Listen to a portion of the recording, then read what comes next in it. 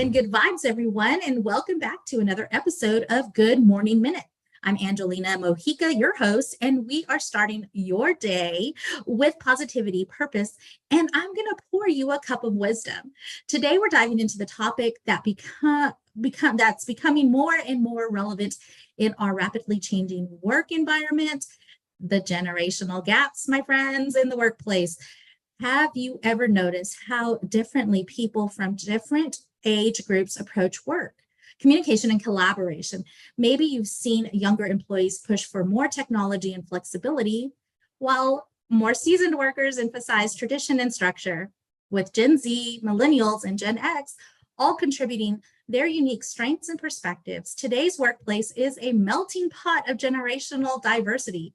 But with all that diversity comes challenges and opportunities. And with that, I want to introduce our special guest, Tabatha. And Tabatha, why don't you go ahead and introduce yourself? Thank you so much for the warm welcome, Angelina. And I'm so excited about our conversation today. I am Tabatha Jones. I'm an author and a career advancement and leadership coach who works mostly with Gen X women to help them get more powerfully positioned for the promotions they desire and deserve. Awesome. Also, Tabatha, I'm so excited to have you on here. I'm excited to grow from your knowledge and your perspective. As we were talking, just kind of pre-recording, I have struggled in the workforce myself with understanding the generations that are coming into the workforce and how to lead them, because I know their values, the things that they want in as far as a work environment is totally different than when I stepped into this field 12 years ago. So let's look into kind of a general question. How would you describe the key differences between Gen Z, millennials, and Gen X's as it comes to the workplace? There definitely are some differences, some maybe generational conditioning that's gone on and have made it a little bit challenging to your point when it comes to working on teams and in the corporate space. I didn't share, but I did spend a good bunch of my career in the corporate space, more than 20 years of that leading technical teams, and witnessed a lot of this kind of firsthand. And what I've seen is that Gen X was really raised kind of conditionally to kind of take what you're given and get your work done. And you're going to work hard if you want to get ahead and all of these things. Where we may have come into the workforce thinking or believing that we didn't really have much of a say, that leadership is top down, which many of us have kind of learned that leadership is not always top down. Mm-hmm. But I think our younger generations are coming in with more of a mindset of, I've always had a say in things. I see it even in parenting right now with the kids that are younger. My son's 29, right? So I see it with these younger children where there's a conversation and there's always a choice, and you always get to have an opinion and a perspective. And I believe that that leaves a little bit of expectation as they're coming into the workforce with, well, my opinion matters. I'm going to say what I think. I'm going to speak up. And then we've got Gen X going, just no, let's just do this thing. And so it can create a little bit of friction and a little bit of challenge if we don't take the time to understand each other and kind of coaching and mentoring each other. We were talking a little before this call or this conversation that there's absolute value in all aspects of diversity, and that applies to generational diversity as well. It is so important that you have people with different perspectives who are bringing in this new, well, I'm going to have a say. Maybe we're going to make a shift in the way the culture works. And that maybe we also set some expectations that though you get to say what you need to say and feel how you need to feel, things may not change or always go exactly the way you expect, but there are some compromises. So I'd say that's kind of the generational thing that I'm seeing, is just a little bit of push and pull. Yeah, and I definitely have experienced those firsthand for sure. The freedom of speech speaks loud with our millennials and Gen Zs, and I appreciate the transparency at times because it leaves me feeling very assured of next steps, next approaches, and things like that. So I do appreciate the transparency for sure. What do you think each generation values most in their work environment? That's a great question. And it does vary by individual, though there are some nuances by generation. So with X at this point, I'd say really it's more about stability and security and belonging, right? Include me in the decisions. I've already done all these things the hard way. I may have learned some things that could save you from really stepping in it, and would love to be able to bring my voice into this conversation from that aspect. I've got the experience. I just want to still be valued. I'm still working for another 10 to 20 years, right? Your millennials are fast moving, full of great ideas, whizzes with technology. They are the ones who can look at things from multiple perspectives because they've had technology all along, but they also were, I'm going to say it again, kind of raised by people like me who came in without that at our fingertips. So they kind of, I think millennials, especially the older millennials, have a really great gift of being able to see things from all of the perspectives and take the best from each. Mm, I Um, like that. Yeah. yeah, and I would say they're really looking for opportunities, development and growth opportunities. Mhm. Your Gen X's are also looking for those things. We're not behind. We're not sitting on, this last roll for the next 20 years. We all want growth and development opportunities. You know There- what? And I think that is kind of where we as the generational gaps bridge over because um I'm a Gen Xer and I constantly want to move up and progress forward. I don't want to stay too long in a position because I do value the knowledge that I build and the skills that I build, and I want to use those. I don't want them to go to waste. And then I see that in the generations coming behind is they also too want to just get in here, learn real quick, and move on to that next thing. So I think that is where the bridge could be. As you're talking, it's just hitting me. I'm like getting these little light bulb moments going, oh, okay, maybe that's what it is. So let's talk a little bit about teamwork and collaboration. How do you think our generational differences influence the collaboration between us when it comes to teamwork? when we are all open-minded, it is rocket fuel on a team as far as driving that innovation, as far as improving processes and truly improving the culture, because we have the ability at any level to shift the culture when we work together. Um, I witnessed this a lot when I was leading my teams. There would sometimes be a little friction. And I would say it's because the stability side on the X, right? We want to make sure that's going to make sense. We don't want to make mistakes because culturally conditioning or generational conditioning, right? We don't want Yeah. to make mistakes. That's embarrassing. Where X is like, or sorry, Gen Z is like, let's just go for it. Let's fail fast. Let's move on. Let's do the next thing.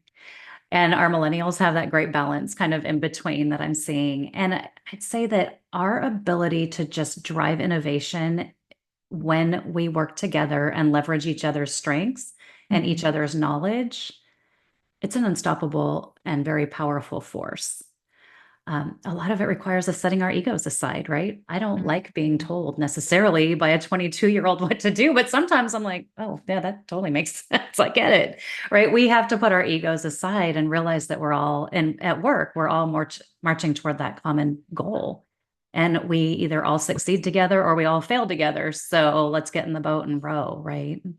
Yeah, absolutely. I try to really emphasize teamwork and more unity, even in Yeah. the verbiage that I use, like we instead of I or team members. Like we're all part of a working machine. Everybody has their part, but we all come together to get the things done.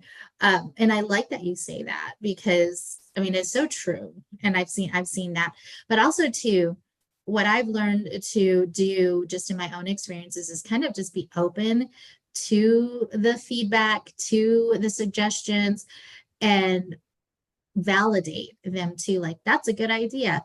Uh, now we have experience, the people that have been in the workforce for longer have those experiences.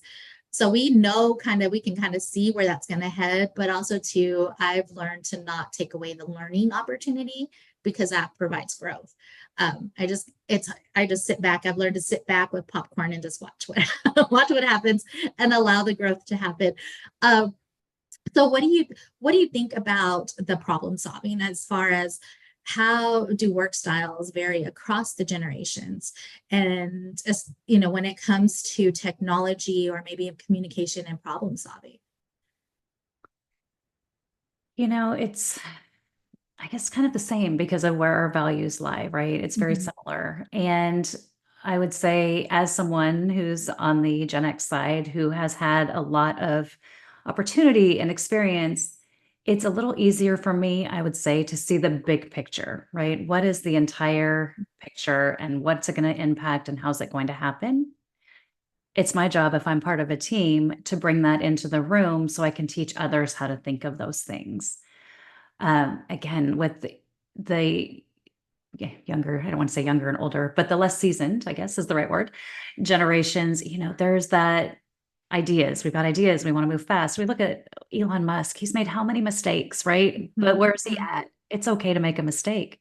So we can kind of sit back on that a little bit too and say, okay, well, let's try it. Maybe there's something we're not seeing, and just build that cooperation and build that teamwork. And some days it's so funny. I kind of go back to an experience in my former leadership role where we had a bit of a team dynamic thing going on. And I was like, I don't know what it is. And I feel like some of the more seasoned people were comfortable talking to me about it from their perspective. Uh-huh. And I was thinking, I'm like, I don't think that's it. I'm not getting it. So I asked our HR department to come in. I said, I just need you to do me a favor. I want you to sit with this group, each individual, and just do a little bit of troubleshooting, kind of help me figure out where the real problem is. And what the problem was a lot of finger pointing, right? Well, these people, they've been doing it the same way forever. They're not open to change. They're not open minded, blah, blah, blah, blah, blah. Then the more seasoned people they're just moving too fast. We're going to make big mistakes. What if we automate everything and we don't have jobs? So there was a little bit of fear and discomfort. Yeah. Yeah. And so what I was able to do with the information is bring everyone in and have a very healthy conversation, which ended up being accepted very well with both sides once they heard the entire story and not bits and pieces. This person isn't trying to automate because they're lazy. They're trying to automate because there's a better way of doing it. It's going to reduce our error, and it's going to actually give all of us an opportunity to learn and grow. So let's look at it with a different lens, where I think sometimes it's really easy to get stuck in that. We've always done it this way. This is what's always worked. We know it's going to continue. It doesn't take any extra effort. Well, let's try something new. Let's see what happens.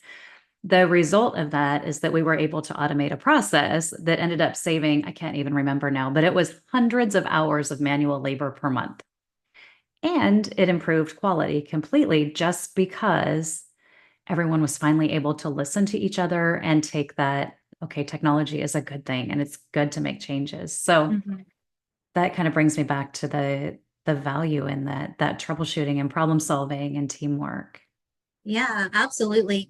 And I don't know. I mean, what kind of strategies do you use when it comes to teaching people to allow that to organically happen, those mistakes? And because what I see sometimes too, just in my own experiences, is the anxiety kicks Mhm. in when it comes to mistakes, or I hear I'm in trouble again, and it really isn't. Like, how do we, what kind of strategies could we maybe implement in our leadership or in our collaboration with team members to help reduce those things, help reduce the feeling of being, oh my gosh, I messed up, I'm in trouble, or the anxiety.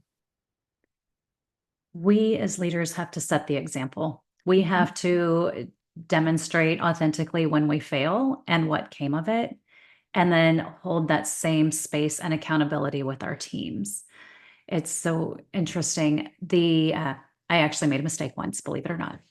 And I thought, I could kind of brush it under the rug if I chose, but that's not my personality. And I just thought about it. I was like, how can I take this forward?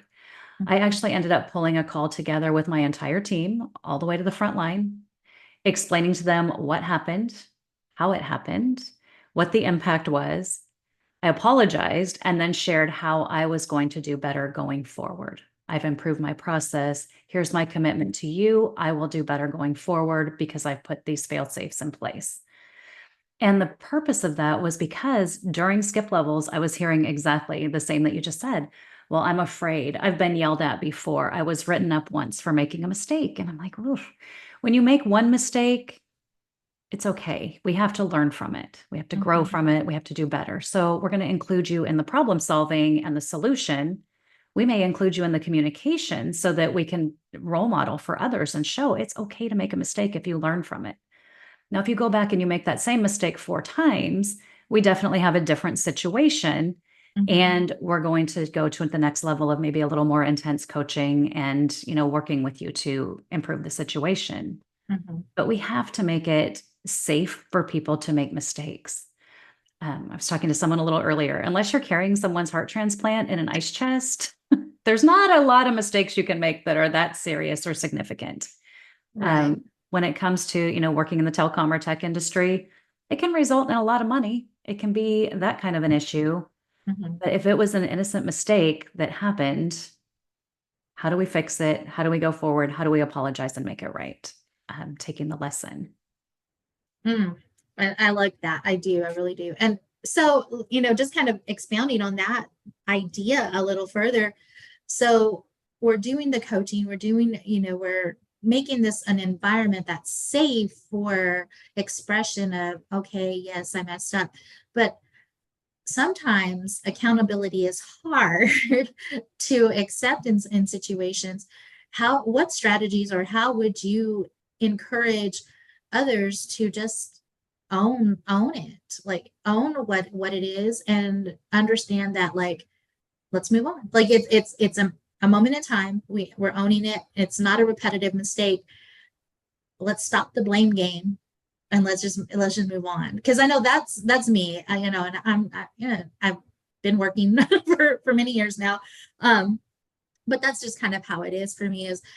And I don't know how to teach that. I don't know how to teach that to others. How would you recommend, or what would you recommend as far as a strategy? I love that. So I like to make it a conversation. I don't want Mhm. to come in and point my finger at you and just be like, why did you do this thing, Angelina? I want you to talk to me about it. How did you get there? How did we arrive at this situation? Because that's going to tell me a lot more than me just coming in and yelling at you or getting straight to the you screwed up. I don't even know how we're going to fix it, right? We're going to come to you and say, this happened. I'd love for you to explain to me what you believe occurred. Tell me how we got from point A to point mistake. Like what happened in that process? Almost always you'll find there's some kind of a disconnect, a little bit of a misunderstanding, or someone wasn't pulled in, or maybe this person didn't have all of the communication, whatever it is, right? Mhm. And then taking the time to have that conversation very gently. Okay, what did you learn from the situation? And let them tell you what they learned and Mhm. ask, what is your recommendation for resolving this and ensuring that it never happens again? Because it's showing that you're being open, you're being patient, you're not angry. I just want to solve this problem so it never happens again. And you and I never have to feel this way again. Mhm. And most people, when they're given that opportunity to reflect and think about it without that pressure of, oh my gosh, I'm going to get fired, I'm going to get written up, when they have the time to think and they know that that's how you're going to solve the problem, they're going to work even harder to make sure that it never happens again or that they never let you down. I've heard that a lot. I just don't want to let you down. Like, Uh-huh. you're not really letting me down, but we're going to solve this together. That's what we do. Uh-huh. Uh-huh. Yeah. Yeah, I've heard that too. Like, oh, I Yeah, just want to make you upset. Um, exactly. so let's like kind of shift. We're talking a little bit about leadership, but let's talk a little bit more about the communication. So how does communication differ between the generations, particularly in terms of feedback, meetings, and interpersonal interactions? Cool. Okay.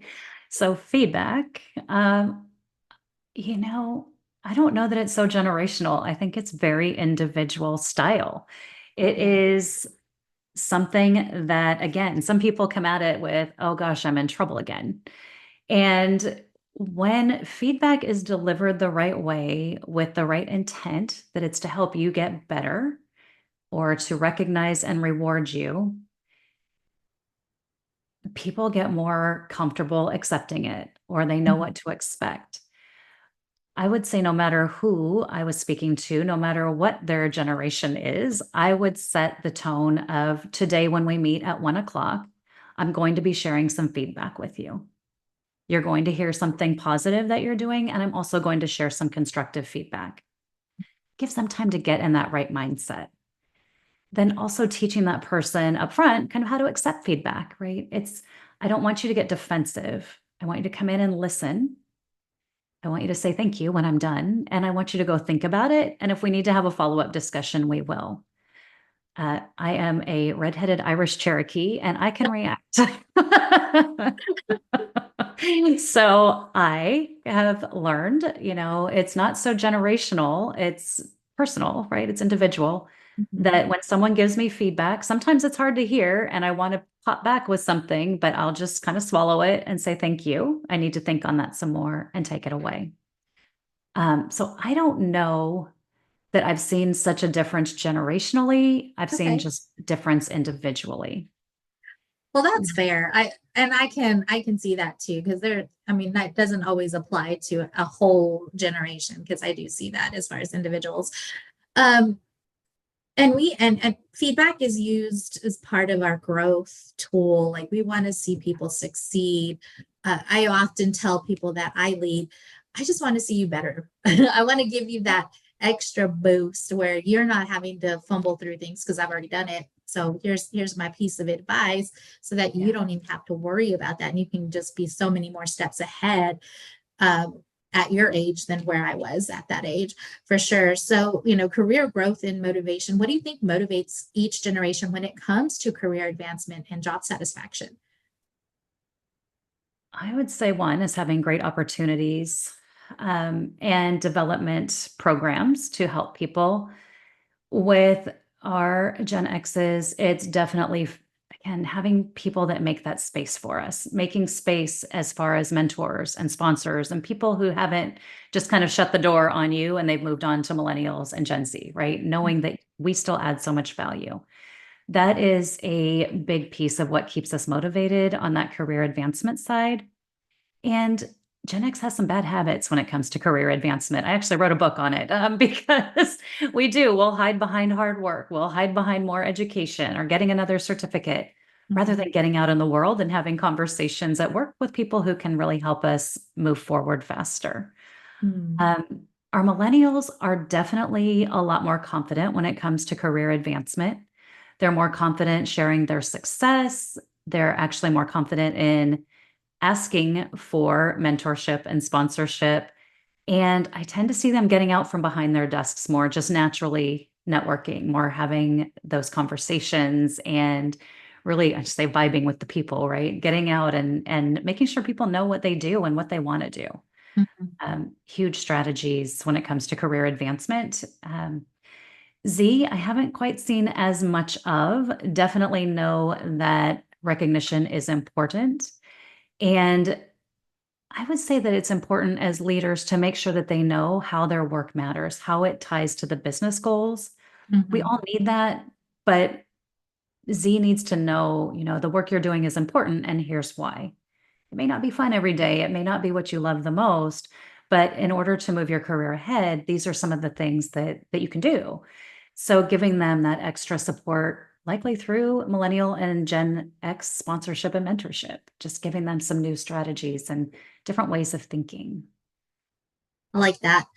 And it just kind of, the underlining tone that I hear is people want to be valued, we want to be appreciated, we want to be seen. And so how do you give that message in every interaction that you do with whoever it is that you're engaging with, regardless of generation, uh, identification. So let me ask you, here's one that I know that I've struggled with as a Gen Xer: work-life balance.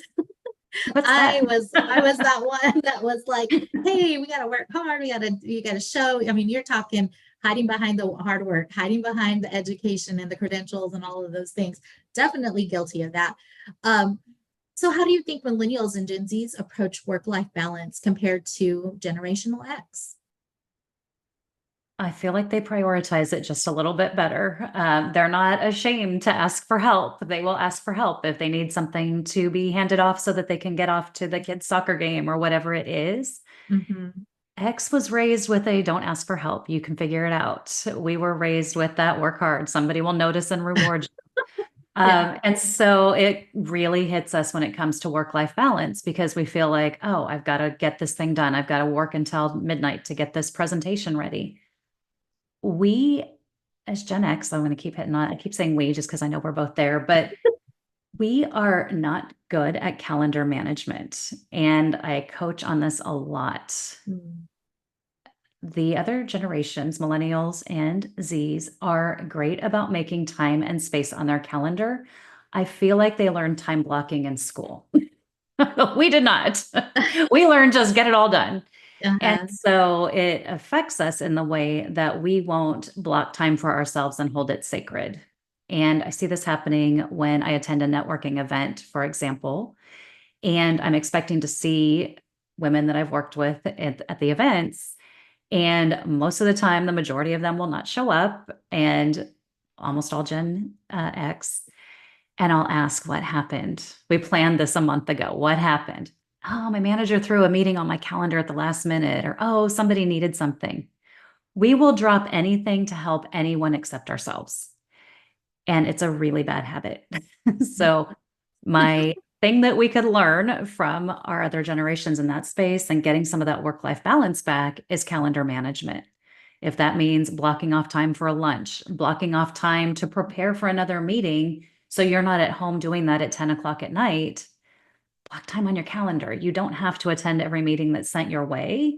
So prioritize those, prioritize yourself, and definitely prioritize your mental health and well being.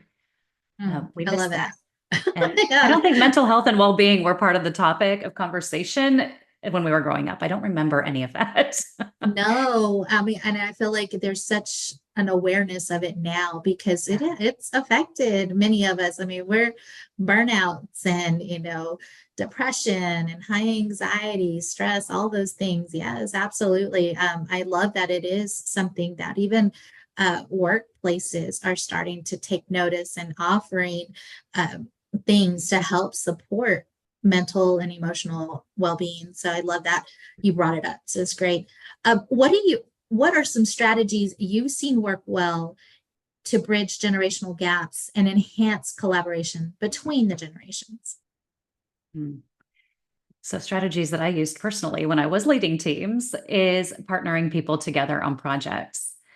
That gets a lot of eye rolls initially when people realize what you're doing. I also did it with people that had a lot of work conflicts. So it was my thing. But partnering them on projects and giving them a very distinct, this is what the outcome needs to be. I want you two to go figure out who's going to own which pieces, who's presenting what, and really collaborate and organize it and or come back with your recommendations. The other thing is encouraging people to participate in employee resource groups. Some companies have even, actually, there's one out here. They have what they call a legacy employees group, which is how they refer to Gen X and boomers mostly. But there are young professionals networks. I would attend those meetings just so I could hear kind of what's going on. What are the struggles in this group? How can I support them? What are some strategies that I use that I could share with them? Or maybe I would hear something and think, oh my gosh, that's the best thing I ever heard. Let me ask where they came up with that idea and figure out how I can tie it into what I'm doing. There's definitely a lot of opportunity for collaboration and putting the generations together to drive those outcomes. Love it. Love it. So let me ask you, what kind of just looking future forward, what do you think millennials and Gen X can learn from Gen Z and vice versa? What can we learn from each other? Oh my gosh, so much, right? I think we can just learn how to be okay with being ourselves, but be better because we're taking different pieces from each generation and implementing them. I'll tell you, we just talked about mental health and wellness, something that never crossed the mind of Gen X workers, but now we're like, oh my gosh, you're right. I am burnt out. Why didn't we have a company wellness program for all these years? Oh my gosh, thank you, Z, for bringing this in because we really needed it. It's just about being open-minded and just realizing that we can learn something from anyone who crosses our path. We just have to be open-minded and willing to maybe do some things differently, setting that ego aside. Like I said earlier, I learn stuff from my son all the time. He's 29 years old and he'll tell me something. I never thought of that. That's so smart, you know? So I know the best ideas are out there. We just have to get in a room and talk about them. Yes, love it. And we can learn to coexist Yeah. and we can grow from each other because we definitely need to. I mean, I still feel like I have many years left Yeah, to me offer and too. contribute. So I definitely want to continue to grow and collaborate with the younger people in the workforce. I love it. So Tabitha, it just kind of give us, as we're getting ready to wrap up, just give us words of wisdom.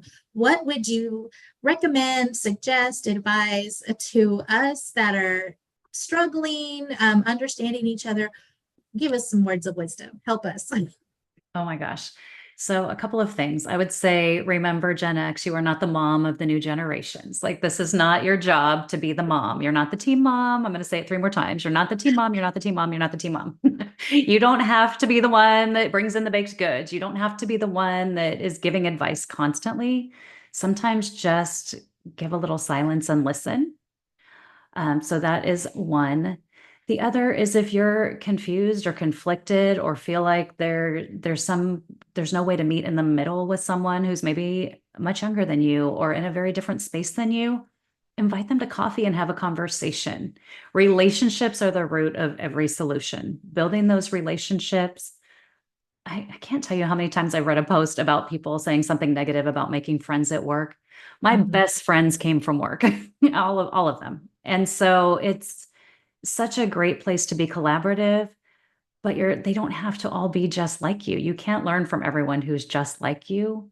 So make sure that as you're building out your teams, as you're working together, that you're including and listening to people across different generations. We can all learn something from each other.